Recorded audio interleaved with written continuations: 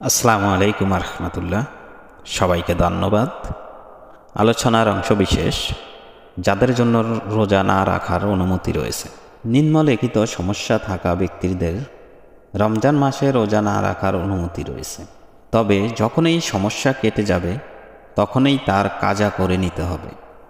আর যদি কখনোই সমস্যা না কেটে যায় এবং ওই সমস্যায় জর্জরিত থাকা অবস্থায় মারা যায়, তাহলে সামর্থ্য থাকা শর্তে ফিতরা দিলেই যথেষ্ট হবে।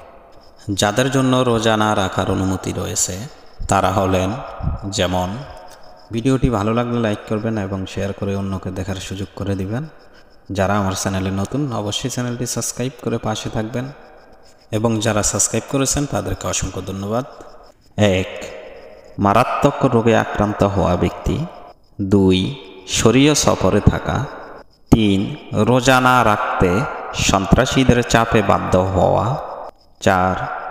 গর্ভবতী বা দুধ পানকারিণী হওয়া। যদি এমনত অবস্থায় রোজা রাখলে নিজের অথবা সন্তানের মৃত্যুর আশঙ্কা থাকে। 5. ক্ষুধা বা পিপাসায় মৃত্যু মুখে পতিত হওয়া ব্যক্তি। 6. বয়োবৃদ্ধ হওয়া, মানে যাদের অনেক বয়স হয়ে গেছে, বয়স্ক ব্যক্তি। সাথে থাকার জন্য ধন্যবাদ।